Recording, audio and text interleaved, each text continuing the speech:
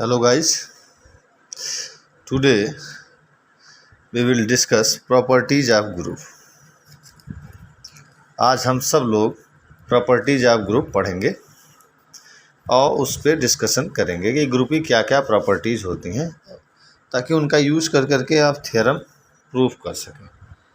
तो now let's structure properties of groups.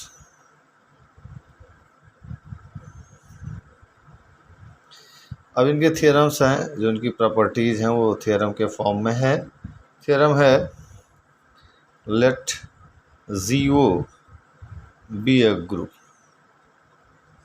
जीओ कोई group है। पहली प्रॉपर्टी है if A B C belong to G then A operation B is equal to A operation C then B is equal to C. This is known as left cancellation law. Cancellation law. Second है the left identity. The left identity is also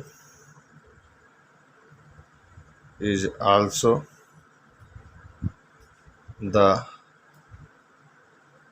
right identity.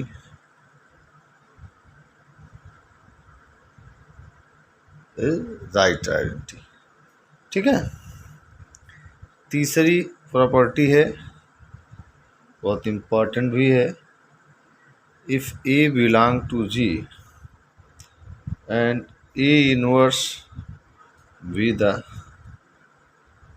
Left inverse of A in G, then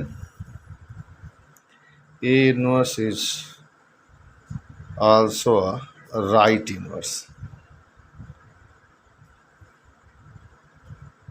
of A.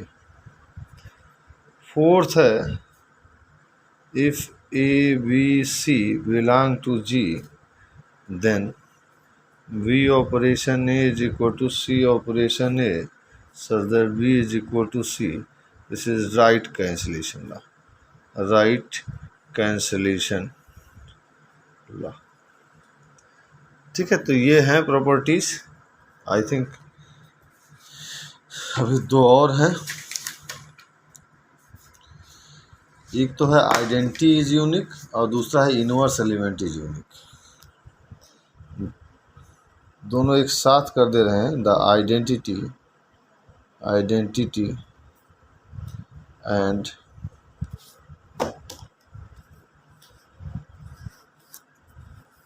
inverse elements of a group are unique. Identity and inverse element of a group are unique. ठीक है।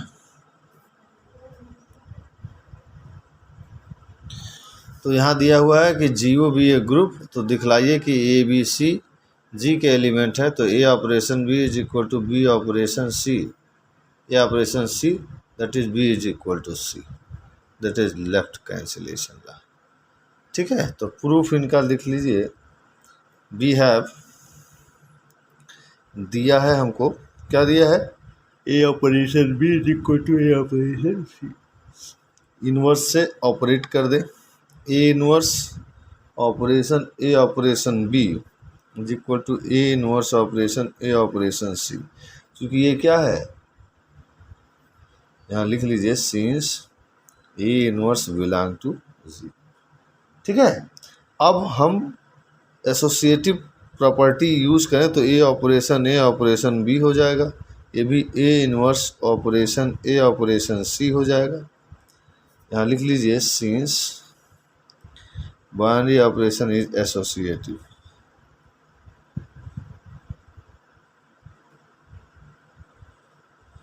ठीक है।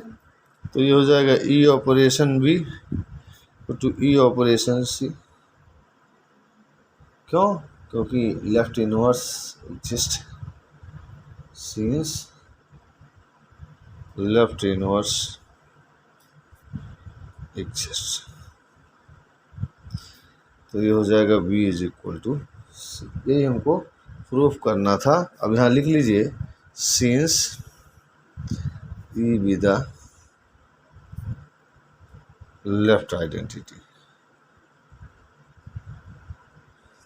ठीक है, ये क्या हमारा identity element है, इसलिए जो है यह बी इज इक्वल टू सी आ जाएगा। दूसरा है left identity is also the right identity. अगर हमने लेफ्ट आइडेंटिटी लिया है तो इसी को हमको राइट आइडेंटिटी भी दिखाना है। ठीक है,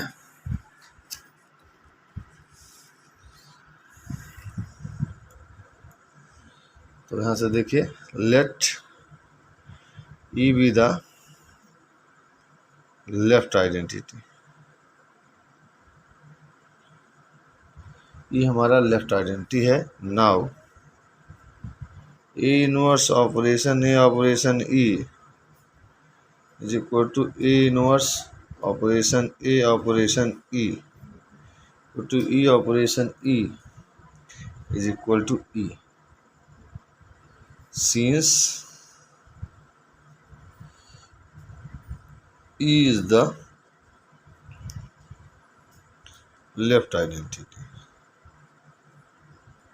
और इसी को हम लिख सकते हैं this is equal to A inverse operation A. तो ये आ जाएगा A operation E is equal to ए। कैसे आया? By left cancellation, left cancellation. ठीक है, लेफ्ट कैंसिलेशन ला से ये आ रहा है। ठीक है, therefore E is also right identity in G. इसलिए यह राइट आइडेंटिटी ही होगा। किसमें? जी में।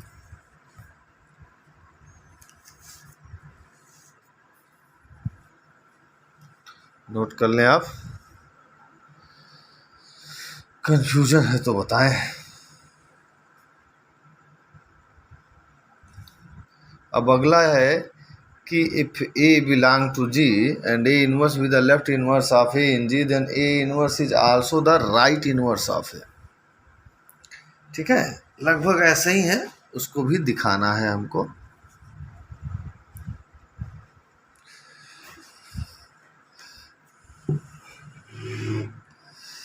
तो नेक्स्ट थर्ड प्रॉपर्टी है हमारी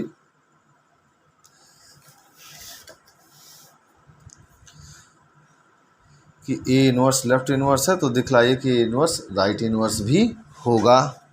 तो सबसे पहले क्या करना होगा हमको? सबसे पहले करना होगा कि हम इसको लेफ्ट इनवर्स मान लें और फिर दिखाएं कि ये राइट इनवर्स भी होता है। तो let A inverse B the left inverse of A in G. G में ए इनवर्स ए का लेफ्ट इनवर्स है। Now A inverse operation A inverse is equal to A inverse operation A inverse by associative law. ठीक है, तो इसको हम लिख सकते हैं E operation A inverse is equal to A inverse. ठीक, इसको लिख सकते हैं ए इनवर्स ऑपरेशन ई। तो लेफ्ट कैंसिलेशन इसको कैंसिल कर दें तो A operation A inverse is equal to E आ जाएगा। कैसे? ये लेफ्ट इनवर्स एग्जिस्ट और ये बाई लेफ्ट कैंसिलेशन कैंसिलेशन। तो ये वैल्यू आ गई, और जैसे ये वैल्यू आ गई, ये प्रूफ हो गया कि A inverse B the right inverse of A in G also. ठीक है, तो तीसरी भी प्रॉपर्टी प्रूफ हो गई कि ए इनवर्स को हम लेफ्ट इनवर्स माने तो ए इनवर्स ऑपरेशन ए इनवर्स, इसमें हम एसोसिएटिव लगा लें और फिर एग्जिस्ट करा दें लेफ्ट इनवर्स, तो ए इनवर्स ऑपरेशन ही मिल जाता है। लेफ्ट कैंसिलेशन लॉ का हम यूज़ करेंगे तो ए इनवर्स कैंसिल हो जाएगा, A operation A inverse is equal to identity element E मिल जाएगा। ठीक है, और जैसे ही ये इक्वेशन आपको मिलता है, ये प्रूफ हो जाता है कि ये राइट इनवर्स है। ठीक,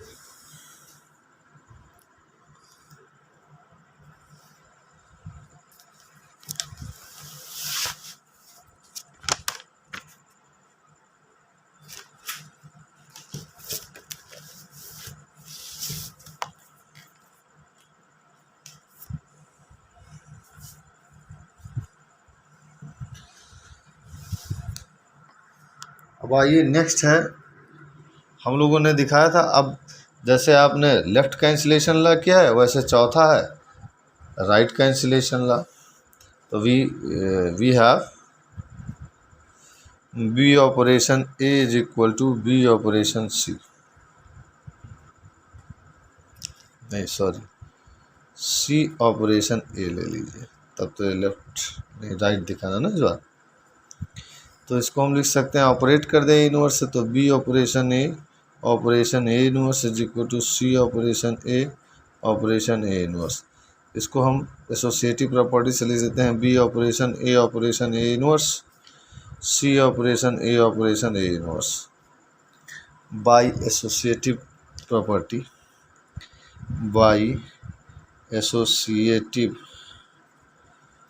प्रॉपर्टी इन जी। ठीक है, इसको हम लिख सकते हैं B operation E is equal to C operation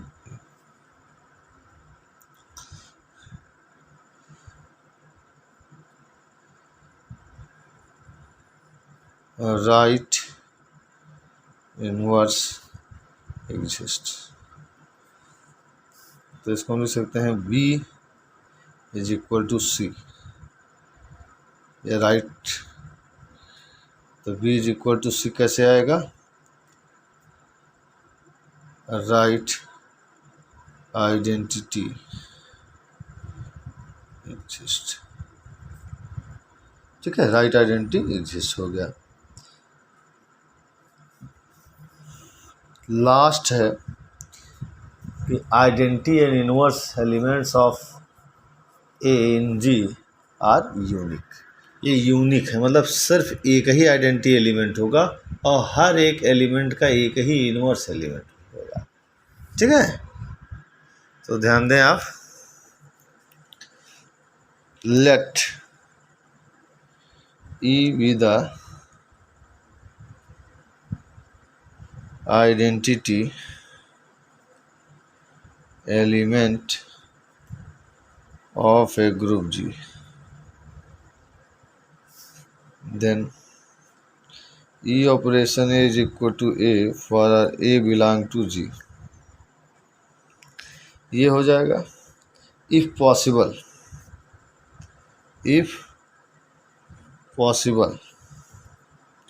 let E dash be the another identity element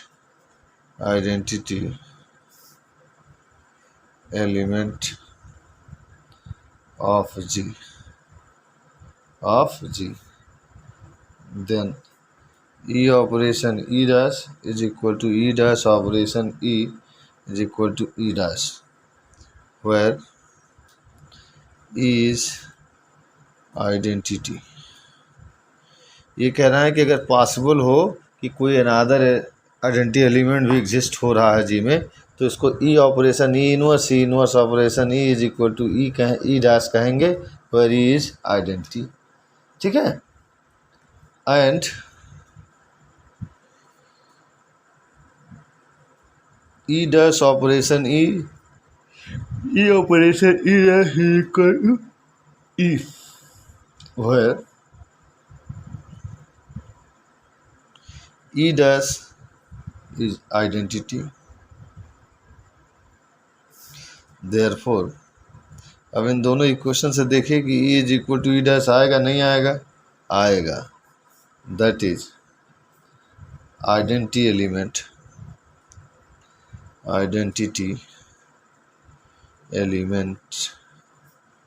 of G is unique. सिर्फ एक ही आइडेंटिटी एलिमेंट एग्जिस्ट करेगा. नेक्स्ट है कि इनवर्स एलिमेंट भी क्या होगा, यूनिक होगा. तो now let A dash be the inverse of A in G, then A dash operation A is equal to A operation A dash is equal to E, where E be the identity element in G. ठीक है. अब यहाँ भी if possible A double dash with another inverse of A in G, then A double dash operation A to A operation A double dash is equal to E. Therefore,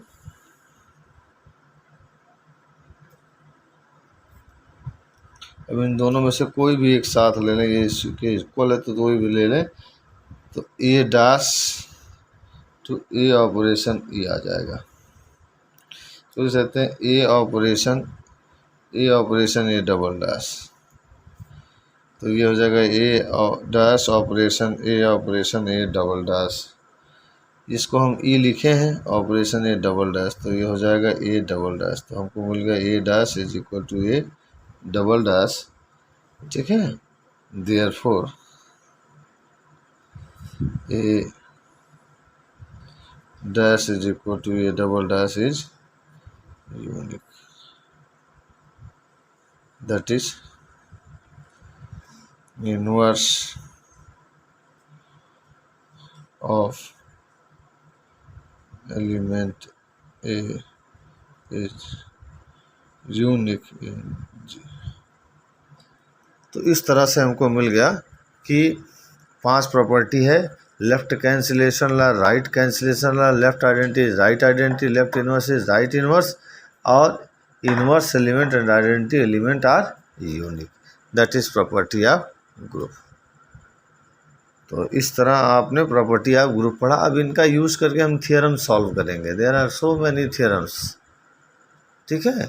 but कुछ important theorem हैं जो आपके किताबों में भी हैं, आपके unsolved में भी हैं, और आपके क्वेश्चन एक्सरसाइज में भी हैं. तो आप उन क्वेश्चंस को छांट कर करके करना है, और अपना जो IQ लेवल है, अपना जो नॉलेज है, उसको इम्प्रूव करना है. जैसा कि मैं समझ पा रहा हूँ कि आप सब की जो पढ़ने की टेक्निक है या जो बैठने की टेक्निक है बहुत पुअर है. आप समय कम देते हैं और चाहते हैं कि कम से कम मेहनत में ज़्यादा से ज़्यादा हम गेन कर लें.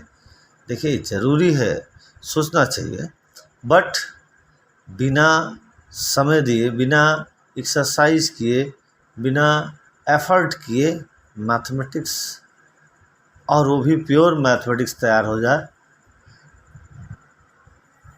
ये संभव नहीं है. इसलिए रेगुलर स्टडी चाहिए.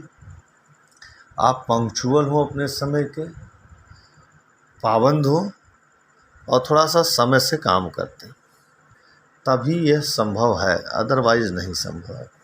तो इसमें बहुत सारे थ्योरम हैं, जिसमें एक थ्योरम हर दूसरे तीसरे साल आ जाता है. बहुत अच्छा थ्योरम है. 2 इक्वेशन दिए जाएंगे और ये दिखाना, ये जो इक्वेशंस हैं, इनके यूनिक सॉल्यूशन है। ठीक है,